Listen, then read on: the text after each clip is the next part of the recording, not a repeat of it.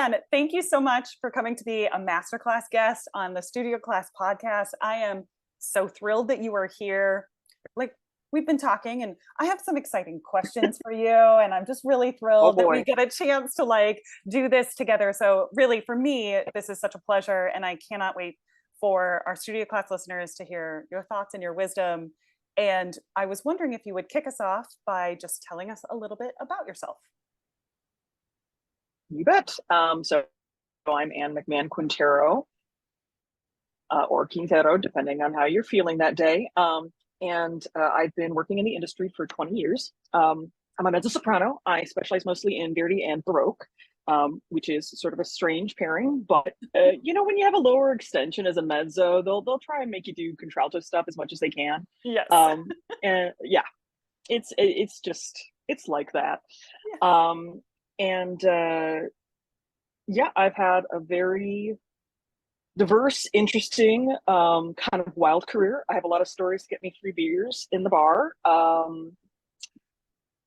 Yeah, good and bad, all of it. I've got all of it.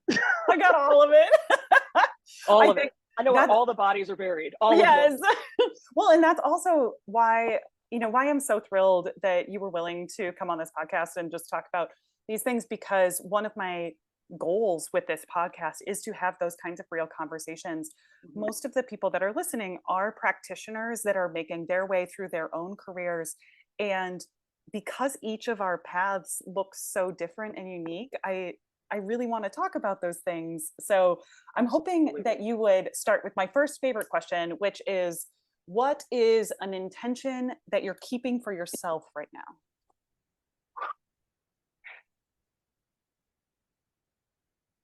So a little bit of context for this. I was fairly recently diagnosed as neurodivergent. Interesting. And it explained a lot of things about a lot of the experiences and relationships that I've had over the years.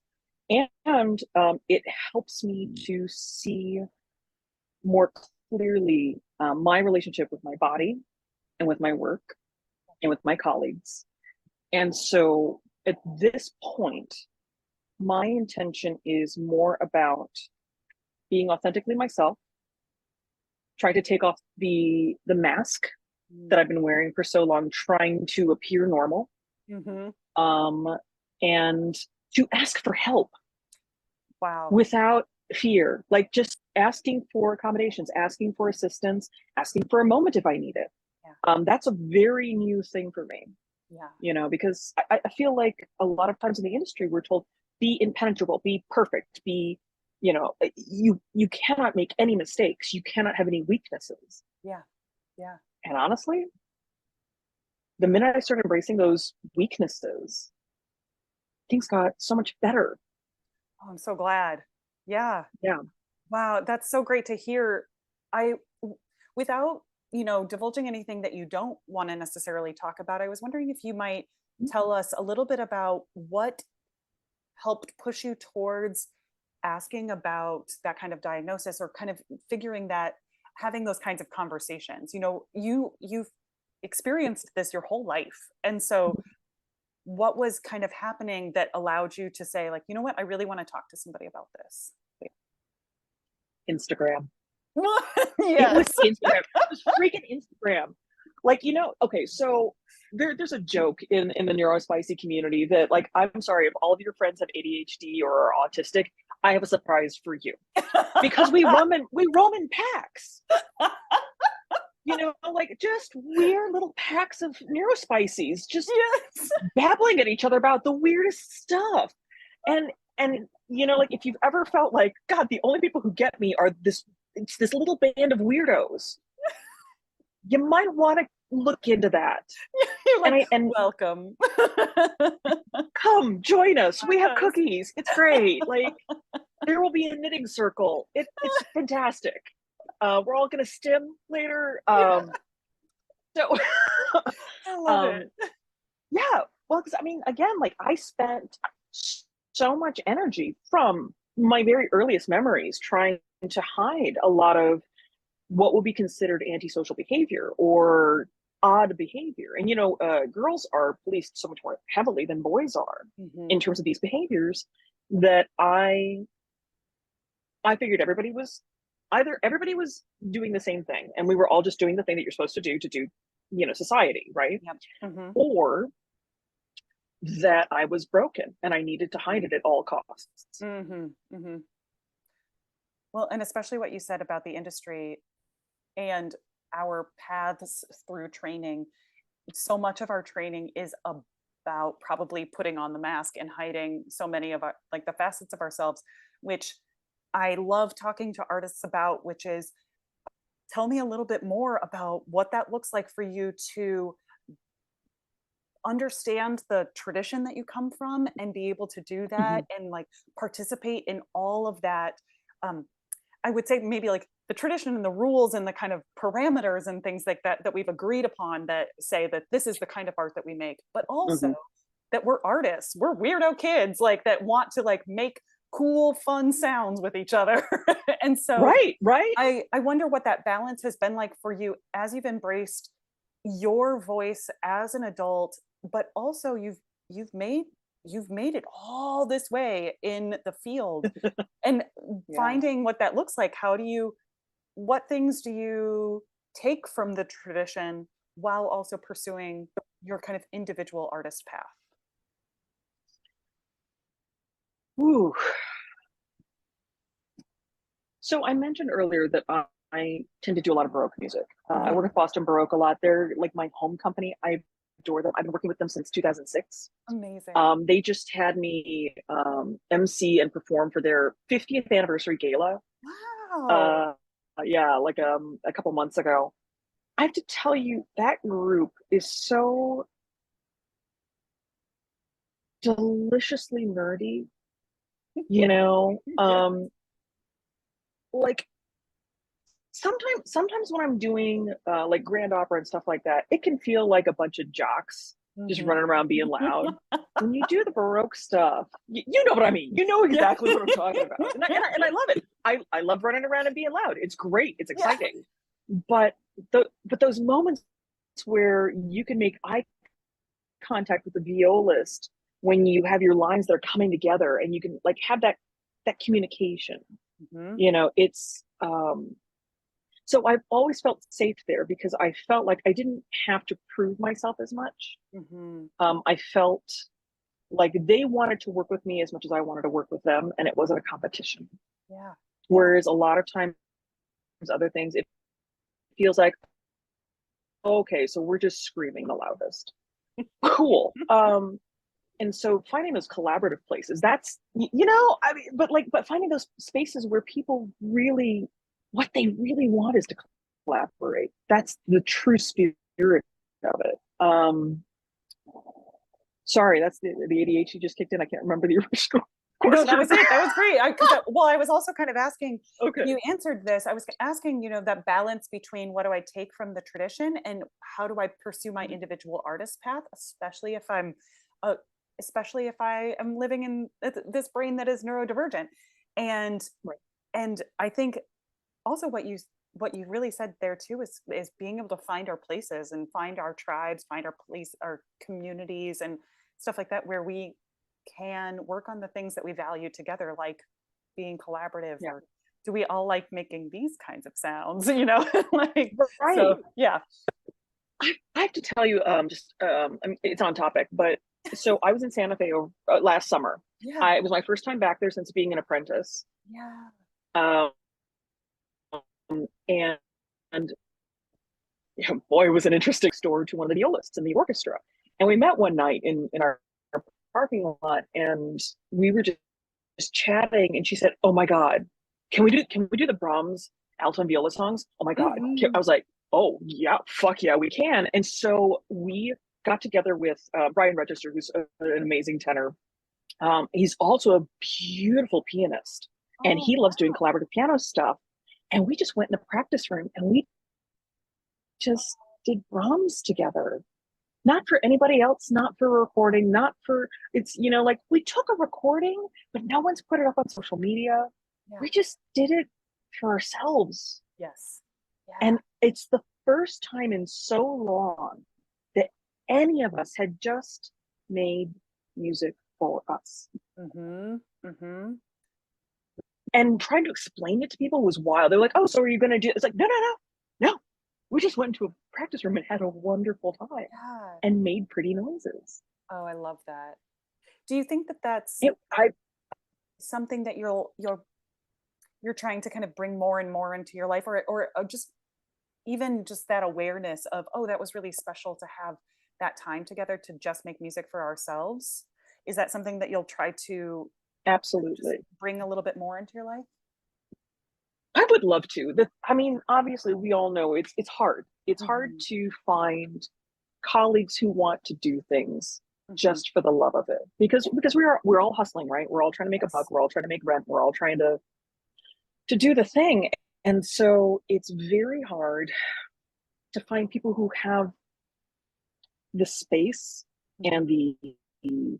and the mental sort of state to be able to do that without feeling like I'm wasting my time if there's not a paycheck at the end. Right. Which look, I have all the respect in the world for it. I've lived that way for a long time myself. I get it. Mhm. Um, but after doing that, I just went, oh, this is magical Mhm. Mhm. to be selfish in that way, to be spiritually selfish with your music. Yes. I love that. I love that you termed it as Because selfish rather I than would like consider selfishness to be a bad self-care. thing. Well, this is well, okay, yeah. I was just about to say, like, I don't think selfish is a bad word. I think that Yeah.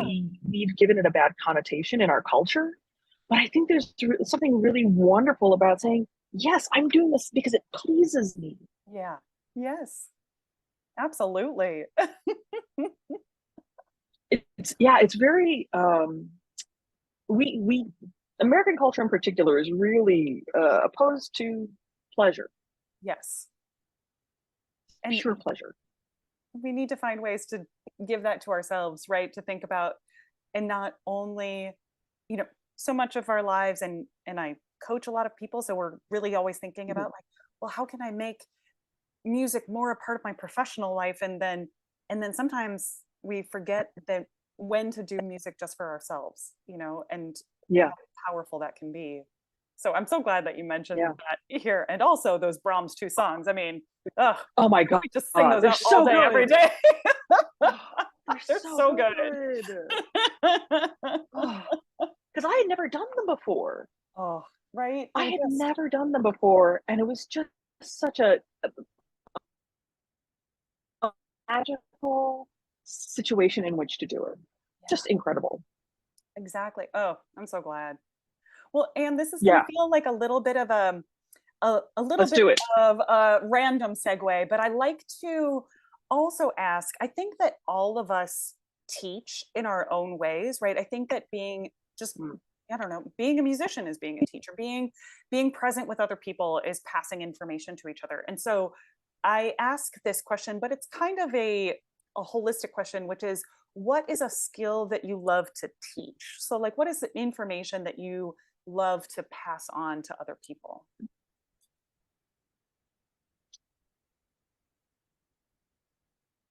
So I don't teach formally. Mhm. I've given a couple of lessons, Yeah. although I've generally said, like, let's not call it a lesson. Let's call it fucking around in a practice room. Uh, How do I sign up for and that, Anne? I know. I mean, that's really what it boils I down was to. like, Like, is and there a I'll sign up make sheet? people I would like to be there. Thank you. just sticking around in practice room. But uh, one of the themes that seems to come up a lot for me when I'm talking to people, and when I'm talking to younger people in particular, is only think about 75% of what you think you need to. Mm, yeah. And Yes. that holds true across the board for almost everything.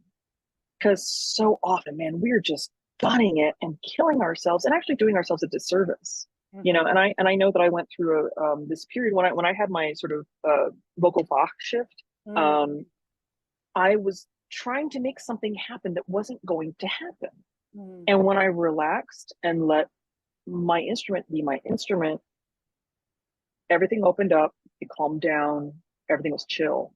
Yeah. It was when I was trying to force something that I really got myself into trouble. Yeah. That, and the other thing that I always point out to people is that auditioning is like dating, Yes. and people fall into the same traps with both. You Yeah. know, it's that, oh, they didn't like me, that means I'm terrible. Nope, incorrect. Mm-mm. It meant it was the wrong pairing. Yeah, exactly. But it's so hard And to that's feel that, fine. right? It's like, It's so hard. It's so hard because you want to be the perfect person for everybody. right, You want to be the perfect singer for every company.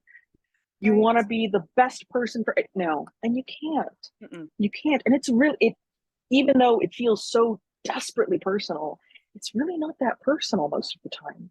Yeah. Most of the time. Yeah.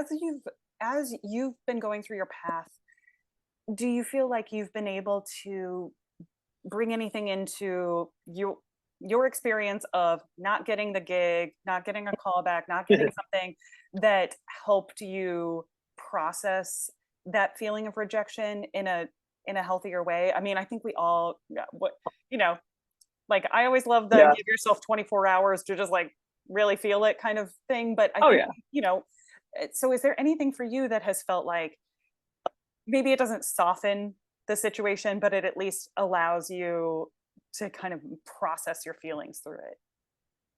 Um,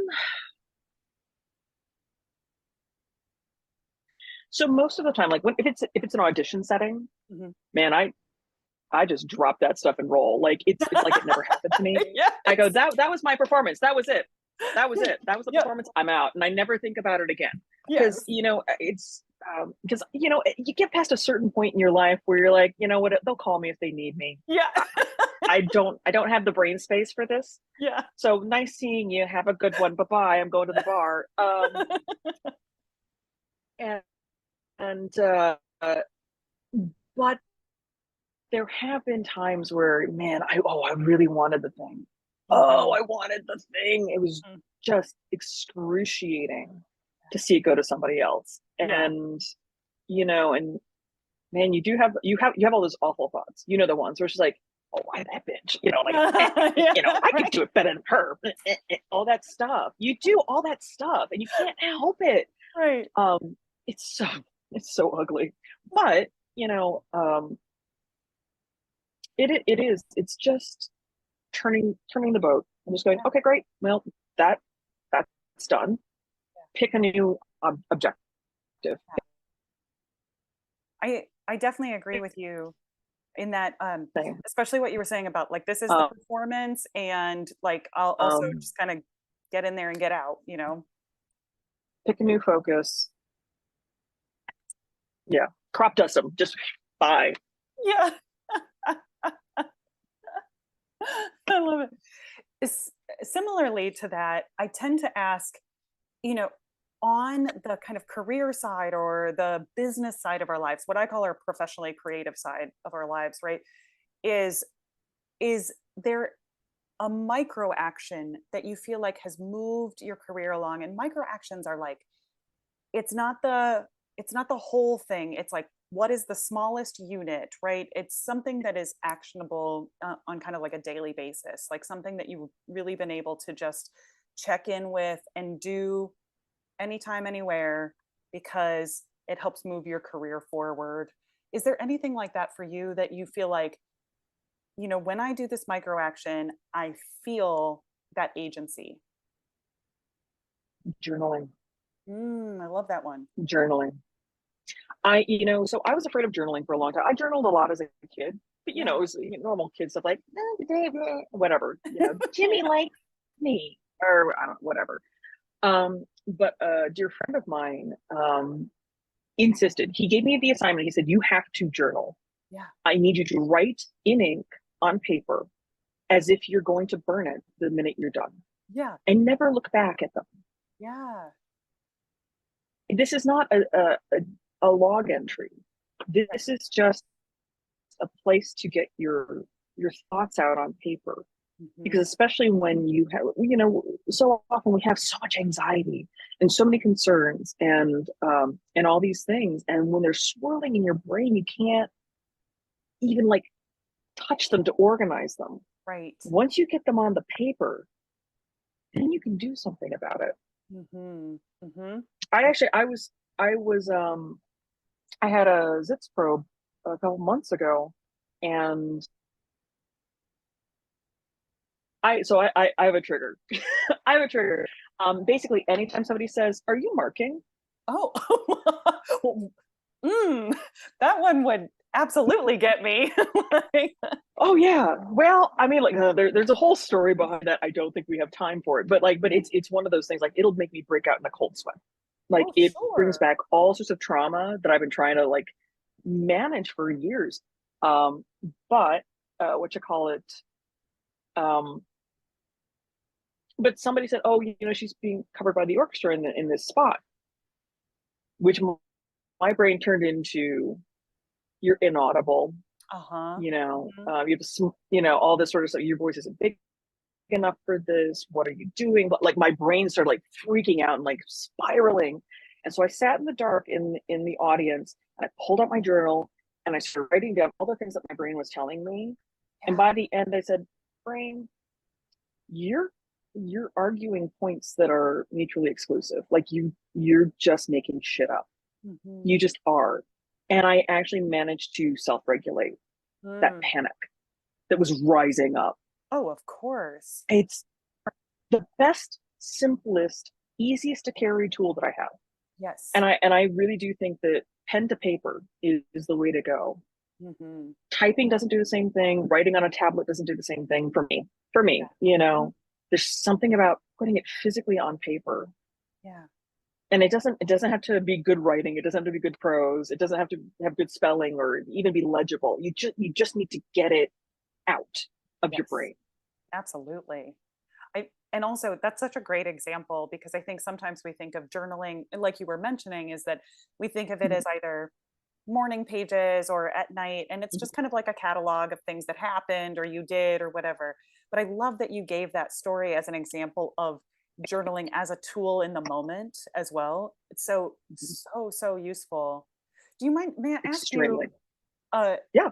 a deeper question on the, I think as mezzos or anybody that might like also sing contralto, anything like that, is that Mhm. because of the frequencies that we sing in, is that we often have to deal with orchestration issues that are not our fault. Like Mhm. and what you were mentioning is like because you mentioned that this comes up for you and it is a trigger, I think that so Mhm. many of us feel that same trigger and it doesn't matter how huge our voices are, we're going to get covered up by that trumpet or whatever it is that's Mhm. happening at the same time. And Yep. just logistically, I was wondering if you have any tools for us to, in the moment, kind of check in with that anxiety and also, ways that you might have advocated for yourself and our voice types that kind of end up in that situation regularly. So, yeah, I, I, I go back to that 75% thing. Yeah. That's a big thing, is just going, don't push it. Hmm. Don't, you don't have to, you shouldn't have to. And, you know, I think we all know about the, oh, see maestro, whatever you want, maestro. Oh, Yeah. maestro. We all know, right? Um, but and just and trying to be familiar and friendly and respectful with the orchestra Mhm. and beg their indulgence, and just say, hey guys, I'm doing the best I can, please give me a hand. I Yeah. just need your help, and Yep. asking for it, and Yeah. just saying, I'm doing my level best, give me a chance, you guys are so powerful, Yeah. be gentle, Be gentle. and just and beseeching. Yeah. Because that's what it boils down to, is that you need your colleagues to be musical and thoughtful and responsive. Hmm. Because if everybody's just screaming or blasting or whatever, well then I can't do my job. Hmm. I want to do my job. Yeah. Yeah. And I'd rather not have to spend all of my energy just putting out as much volume as humanly possible instead of Yes. making music. Yes. Yes. Well, and that's exactly it, is that we're all trying to just be there, be our most musical selves in that scenario. And I found even just hearing somebody say some phrases that they've used in those Mhm. things can really Mhm. help us out when we're trying to communicate with each other and say, like exactly what you said is that, hey, I just want you to know that I'm doing my best here. And would you work together with me to achieve this goal that we're trying to get to? Can really do a lot rather than like the defensiveness that sometimes we feel in that moment. You're like, oh my gosh, Yes. it's so stressful. Yeah. It's a shift of mindset to assume benevolence on the part of whoever you're engaging with. That they're not trying to screw you. They're not trying to destroy you. And I actually, what was it? Oh, I just did Elgar C pictures recently, which is Ah, such a what? beautiful score. Oh my God, Yes. it's so stunning. Oh, I can't wait to get the recording for that. I'm so excited. well, I will be But looking for that recording. the conductor and I talked before I got there. Oh yeah. No, it's going up everywhere as soon as I get my hands on it. Little mitts. But I was talking to the conductor, who very singer friendly, and I said, "Look, here's the deal. Here's what I'm concerned about with this piece. Because it is so low, and because the orchestration is so lush, and everybody's going to want to lean into it, and I understand why. I would too. Yeah, If I was in that violin section, you better believe I would just want sawing it because it's delicious. yeah, It begs to be leaned into. yes. So I need you to entreat, upon them to just like give me a chance, give me a fighting chance, because I again I want to do this with artistry and not just with volume. But I'm going to need them to like really rein it in. I know it's not as much fun. I know it's not as much fun, but I think the end product is better. Yeah, yeah.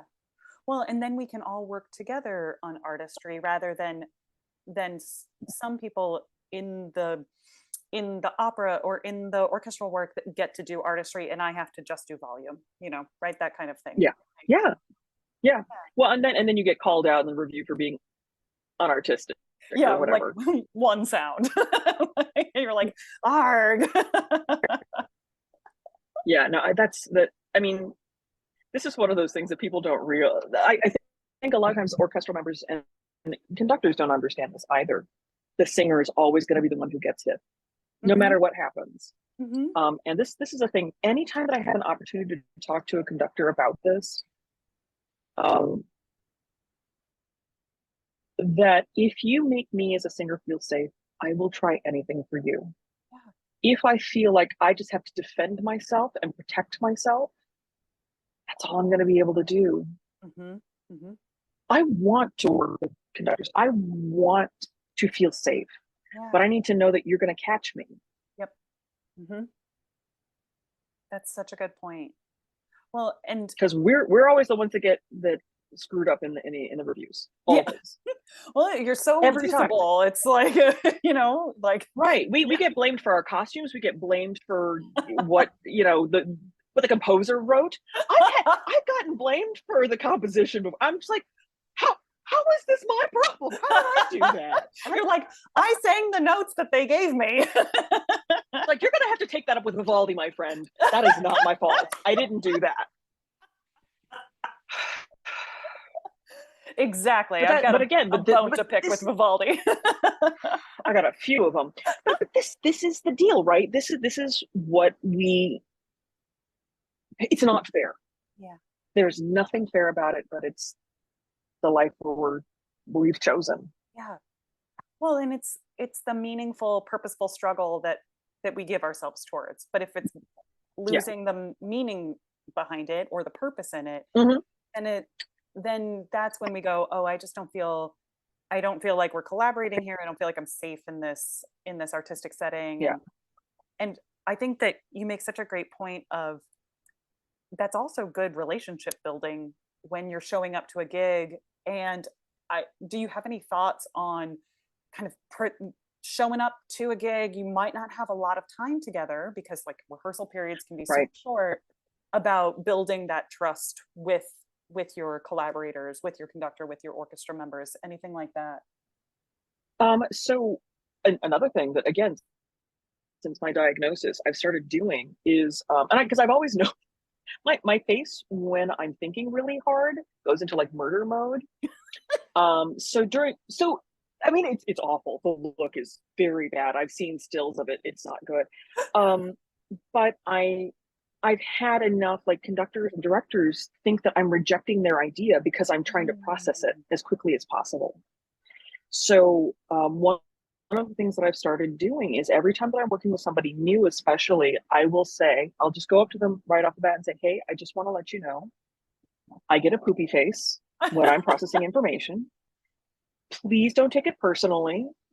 I really I'm not rejecting your ideas. I'm just working through them. So if you see the poopy face, don't panic. Yeah. And I say it just like that. So, Yeah. so that they know I have a sense of humor.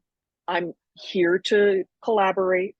Please don't be put off by this thing that I unfortunately cannot control. Because either you get a pleasant face or you get processing information. You can't have both at the same time. Right? Because you're like, well, listen, I'm either thinking about what my face is going to do, or I'm thinking about what you asked me. I'm thinking about what you want.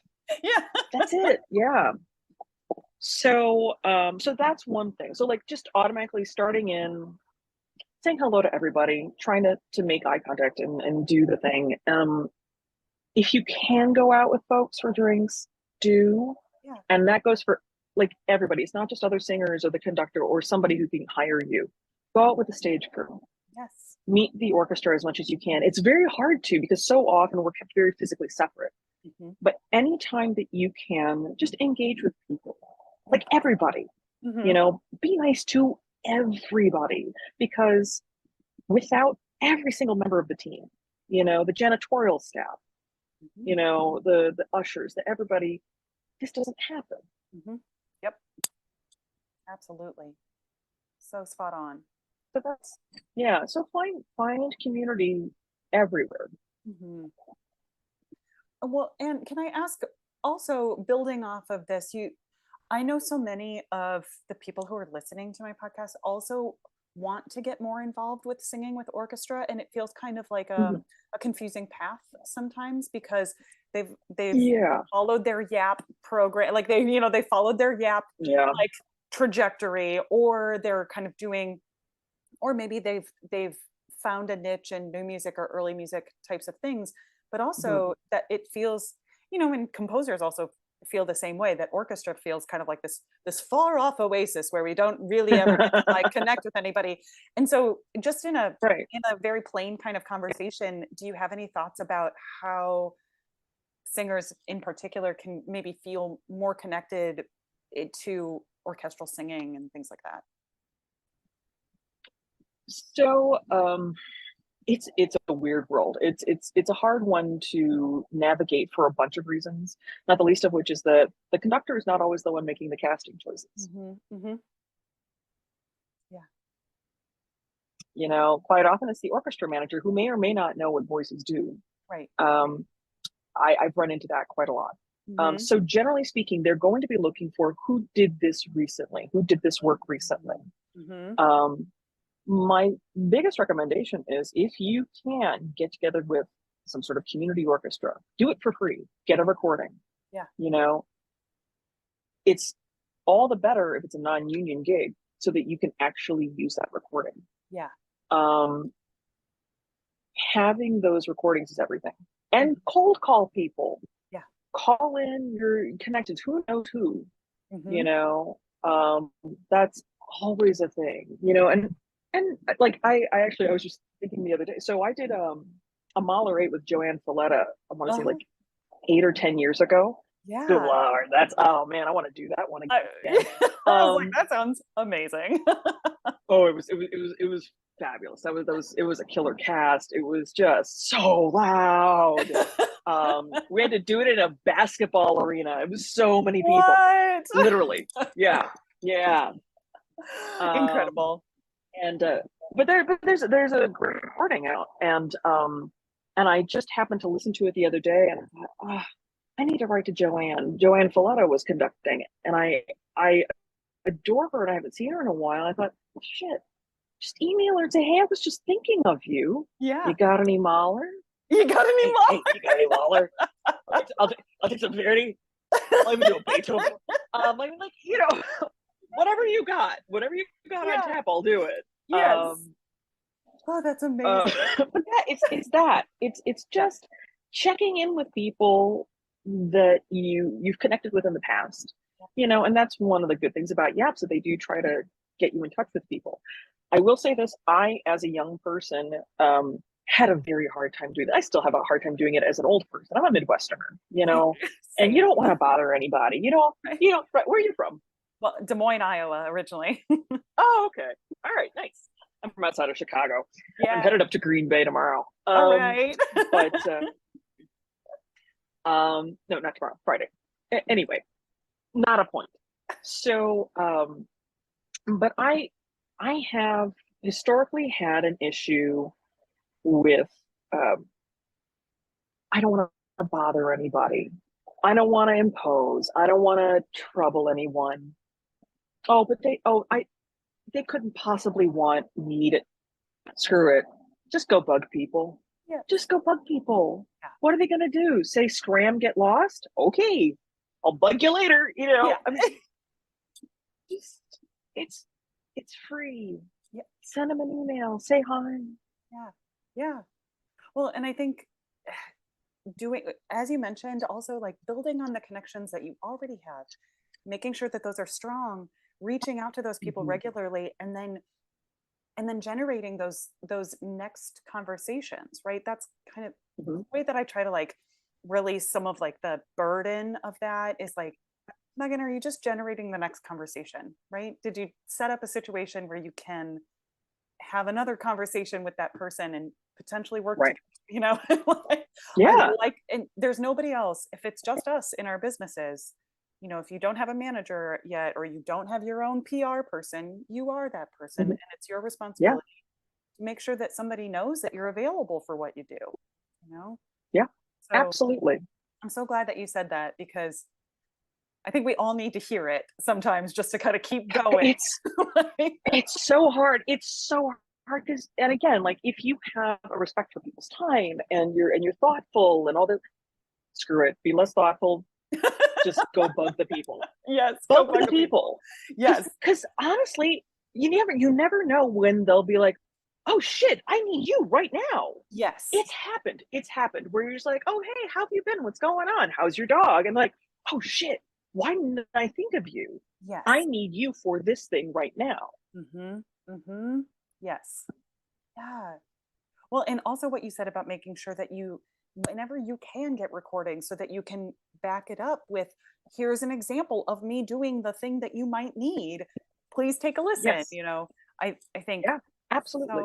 So necessary, so helpful, but also get it where you can, right? Like, I think that's also part of our path, is figuring out, you can't get glorious studio recordings from every single thing, especially early in your path. Like, no. Get a voice memo. It's fine. Don't worry about it. Do what you can. Like, get what you can. Just get it. Just get the thing. Just get the thing. It doesn't have to be perfect. It just has to be representative. Yep. And again, we get really stuck on this. Well, it has to be perfect. If it's not flawless, then fuck that. Make it good. A friend of mine always says, screw tasteful. I want tasty. Yes. And it's such a great way of putting it. But I'm gonna borrow that. That's everything. Just yeah, absolutely. No, I stole that from Rob McPherson. Yes. Love him. But yeah, it's done is better than perfect. Yep. Yeah. Exactly. And so I am so glad to hear you say that in this space, is that we have to talk about those things. And I think sometimes we get voices around us that say, oh, this isn't good enough yet. Or maybe, and sometimes they're worried about, I don't know, our teachers, or how that's going to reflect on them, or any of that kind of stuff. And you have to just say, like, you know what, I'm taking this step. I'm going to put myself out there. And if this isn't, maybe I'm not the right match at this point in time, but that's okay. I'm going to just keep, the practice is me putting myself out there. Right. And like, right. And I'm just not going to stop. That's right. Well, and that's like, okay, I think it's like a tech bro thing, fail faster. Yes.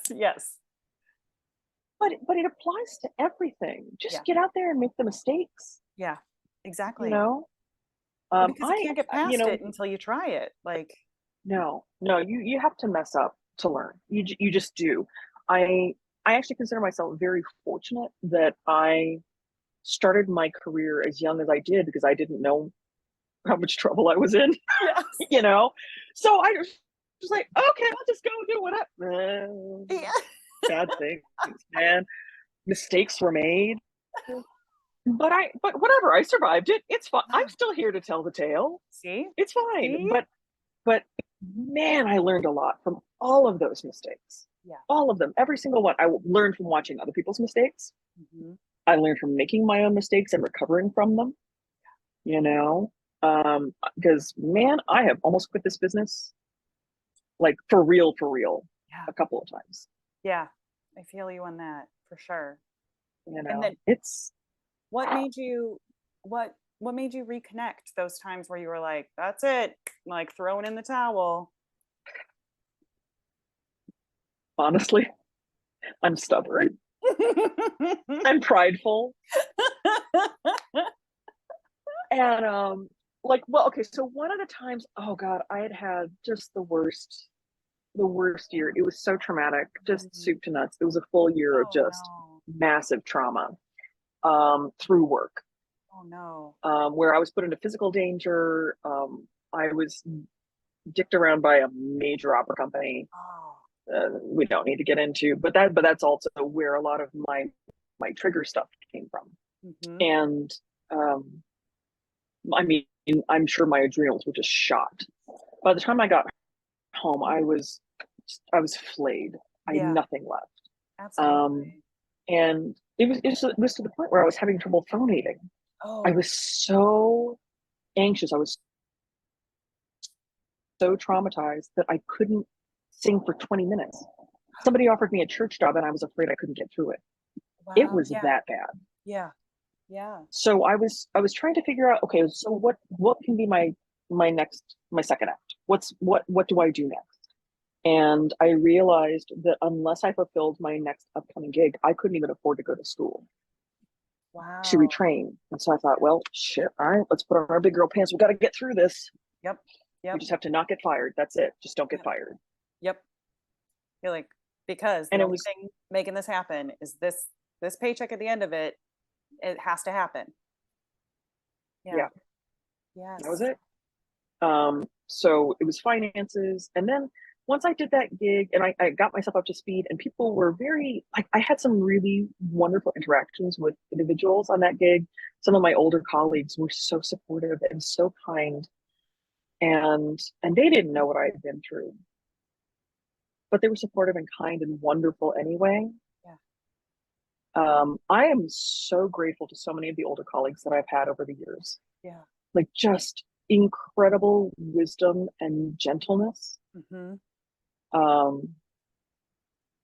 Yeah, I can never repay all the debts that I owe.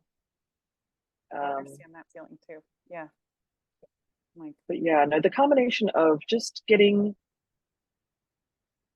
just enough confidence back, mm-hmm. Yep. and knowing that I was not going to be shoved out Mm-hmm. by a couple of assholes in the business. I just wasn't. I refused. Yes. I said, I'm going out on my own terms. If I choose to leave, I'm choosing to leave. Yes. I'm not getting scared out. Yeah. And you're like, it's not going to be this person. Like, they don't get to have that No. that last word on whether or not Mm-mm. I'm doing this. You know, Yep. I'm really sorry that you went through, especially all of those experiences. But you know what? But I came out stronger on the end. I came out wiser on the end. I'm not saying, please, nobody needs to go through traumatic events in order to learn. I Yeah. never want to romanticize the pain of the business. Yep. I think that's bullshit. Yeah. No one needs to be abused. No. That's not. I hate that ideology. I hate that concept that we need to break down singers in order to rebuild. No, bullshit. Yeah. No, absolutely not. Mm-hmm. But for me, in my personal life and in my personal psychology and well-being, I benefited greatly from a very ugly situation. Yeah. Eventually. Yeah. Eventually, it took time. Yeah. Well, I am deeply grateful that you were able to reconnect with your resilience through that, even if I don't wish you to have to rely on that resilience. So Yeah, no, not recommended. yeah. Please learn from my pain. You don't have to do it yourself. Right? Oh, if we could only we'd do it that way. Also, also, man, therapy, therapy, therapy, Yes. therapy, Yeah. therapy, therapy, therapy. Do it for yourself. Therapy. Do it for the people that you love. Do it like, you know, it's Yeah. just good for everything. I didn't actually start therapy until the pandemic. Really? Well, that's a good time to do it.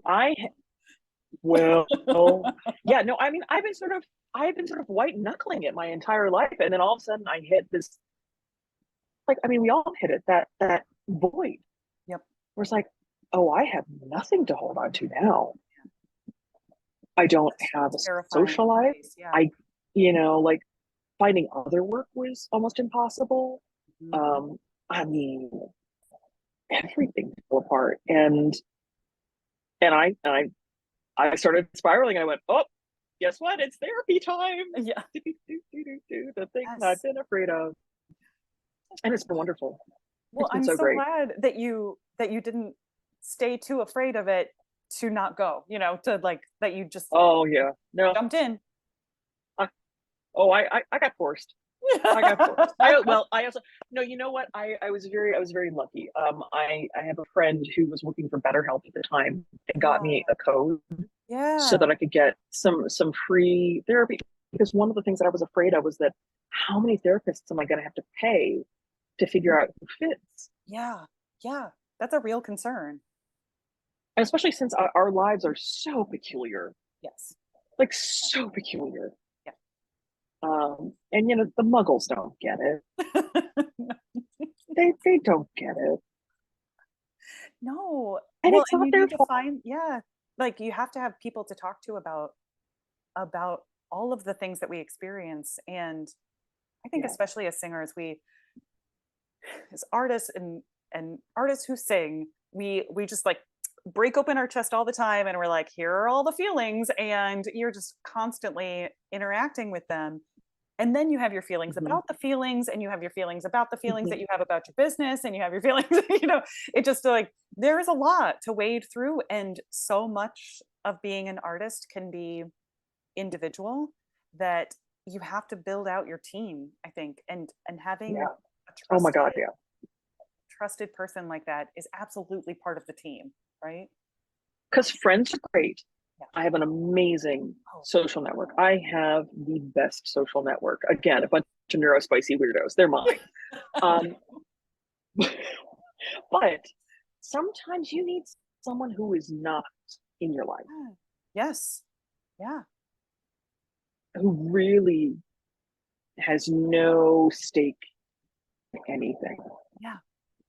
Well, and also they're just people that are skilled at doing those things and maybe teaching you strategies and things like that. It's like, it always kind of boggles my mind when we're very clear about the point of studying with a teacher. Like we're like, oh yes, I should study one-on-one with a teacher for decades of my life. And then we and then we don't apply that same logic to working with other professionals.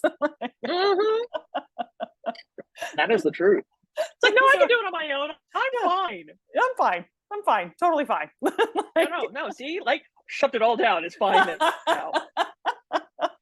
Don't mind me. Just put it in my colon. Give myself cancer. It's fine. Fine.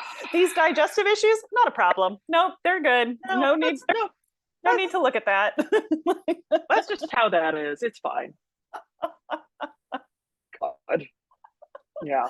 No, it's bad news. Well, and this might also seem like a very weird segue, but because of that, and because of having jumped into these things and going through all of the things that you've gone through with just the entire upset that is the pandemic, I feel like that opens us up to new things, to new thoughts. And because I believe that curiosity is a superpower, but also a healing mechanism, to get curious about something allows us to kind of just examine it, to to get excited about something new, even if it's scary. That leads me to asking you, what's something that you're curious about these days?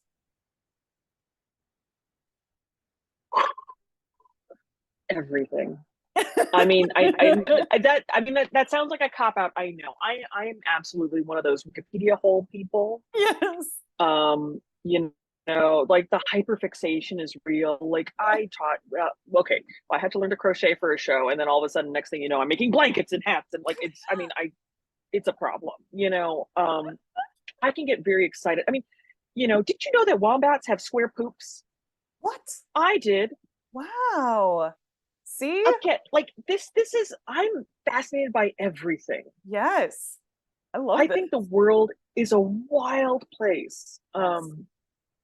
I I love seeing, okay, this is gonna seem like it doesn't connect, but come with me for a second. I'm ready. During the pandemic, one of the other things that I did is I did yoga teacher training. Yeah. And yoga teacher training with a specific focus on racial justice and social justice in general. So I did a lot of reading, which was great. You know, a lot of yogic texts, but also a lot of social justice texts. Had some very incredible conversations and sort of expansions of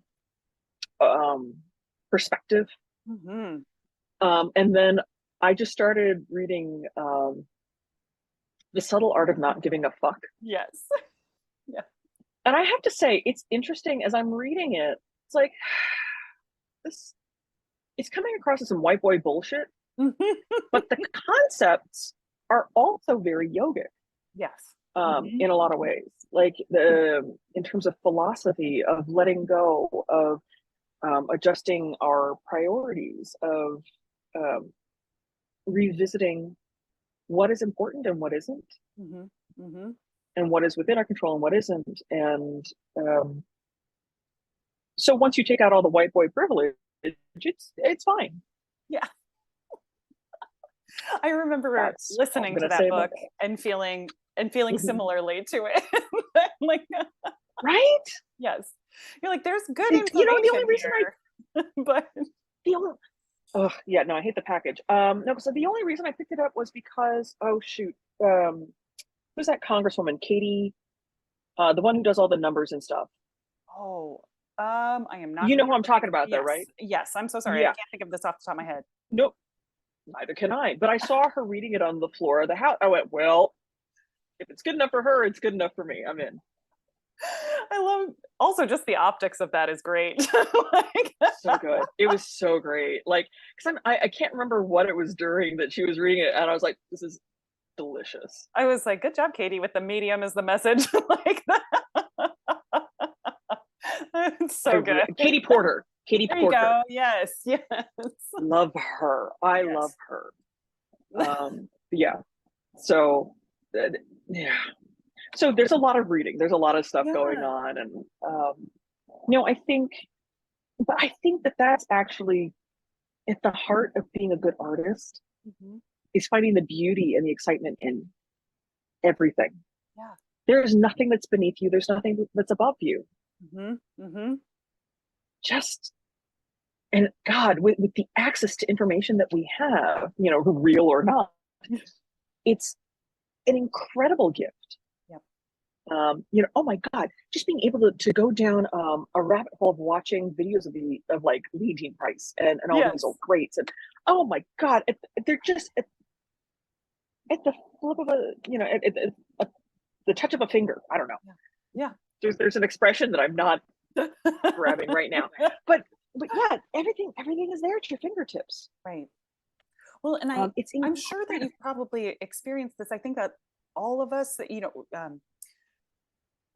very present emotionally people, like, you know, it can be, and especially I think if you're kind of digging into understanding your neurodivergence and things like that, is that there are all these ebbs and flows for where it might feel a little too heavy. Like it feels like there's like so much that's weighing us down. And I find that curiosity like that helps me kind of break through it, to find light and kind of open back up a little bit, and not like Mhm. not feel like everything's on my shoulders. But I'm wondering if that's something for you, that does being curious and wanting to know more, does that ever come to a point where it does feel like very heavy and very weighing you down? Or does it stay in a place where when you're learning, when you're growing, when you're taking information in or being curious about things, that actually helps you also stay lighter, stay a little less encumbered? So, for me, there are two sides of the internet. There's a side of the internet that informs me of the things that I need to know in order to be like a grown ass person who knows what's going on in the world. And then there's the pitbull side, which is where I look at cute doggies on the internet all day, Yes. Yes. and get my good happy hormonal drugs from that. Um, but it's figuring out like when you need which. Because yeah, no, there are absolutely times where it's like it's too much, Mhm. it's too heavy, I can't, and it's diminishing returns on certain kinds of curiosity. Like when your heart is broken, you can't take in anymore. Mhm. So take a second, step back, come back to it when you've taken care of yourself and gotten a couple of giggles, Yeah. you know, Yeah. because I mean it's the same as whenever you're doing a comedy, uh everybody's real grouchy, and every time you're doing a tragedy, people are funny as hell, and I that always makes me laugh, you Yes. know, What a funny every damn dichotomy. time. Oh yeah. Well, yeah, but it's because you're putting all the everything into this thing, and then you have to have your balance Yeah, on the other side. exactly.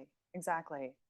Well, and like you're saying, I think I'm always just so curious about hearing how other artists are balancing, especially just the ubiquity of social media, the ubiquity of information in our lives, Mm, and then we are the limiters. Like, we're the people who kind of open up the floodgates or close the floodgates, and how we right. each do that so that we can stay available as artists. I don't know, that seems like a very kind of cliche way of saying the thing that I mean, but I think you have to, It so much is. vulnerability that goes into the art making, that um, being your own limiter for the information that's coming into your life is so important. So I always want to hear people talk about Yeah. that.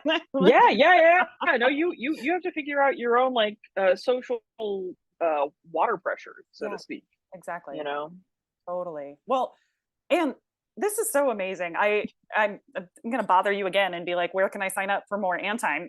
Like, but Yeah. Hey, like, anytime. I know I'm happy to, because again, like I said, I got all the stories. We haven't even scratched the surface. I know. I was I will like, talk shit all day. I'm like, okay, studio class listeners, like way back in, and we'll bring Anne back for like for like the story time. We'll do like a a VIP like buy-in for all the stories. There you go. Yes. Yes. Get all the juice. I'll start dropping names. Yes. Oh boy. Well, and okay, That'll never work again. before that, if people want to come hear you sing, or they want to find out about your recordings, or they want to just kind of be in your world a little bit more, and like find out more information about what you've got going on, where do they find you on the internet? So my website is www.annmquintero.com. Very easy to find. Would you like to I spell it think I for also us, have Ann for McMahon. our listeners? Yeah, absolutely. ANN, M as in Mary, QUINTERO.com. And I'm at Mezzo Quintero on Instagram. That's really a lot of dogs. Just so you know. It's just gonna be a lot of animals and occasionally like gig stuff, but it's mostly my little furry friends. Because I did foster a pit bull over the pandemic, and I'm in love with her. Um, Yes. and yeah, so actually, I'm taking the summer off. I'm kind of excited about that. Yes. That's great. Because I was running hard the last like year and a half. Yep. I'm very happy to have just some quiet time. I'm gonna go hang out in the West and flatten my bowels. Yes. Um, Go eat gotta. some cheese curds, like some. Oh, you betcha. Gonna get a butter burger up at Kroll's. Yeah, get my summer sausage in. Exactly, Oh boy. exactly. Um, Yeah, so that, and yeah, in the fall, I'm gonna be back to my Messiah and Verdi Requiem shenanigans. Love it. So I'll be with Colorado Symphony in December and Charleston Symphony in March, I want to say, and Oh, then excellent. some TBAs. We'll Yeah. see. Okay. Well, TBDs. I will keep an eye out for them. And then especially, and so this should be our, our listeners will be hearing this episode kind of sooner rather than later from when we're recording it. So anything else that we find out about, I'll add it to our show notes, and you can kind of, listeners, you can keep up with Anne and hear more about all of her awesome goings on. And yeah, Anne, thank you so much. I think, as I mentioned, I could ask you so many more questions and we could do so many more stories, but this has been so lovely. And just personally, selfishly, thank you for these conversations that we got to get into today. I just My really pleasure. benefited from hearing all of your thoughts. And so thank you. I know that our listeners are going to feel the exact same way. So thank you. I hope I can have you back on Studio Class in the future. Anytime.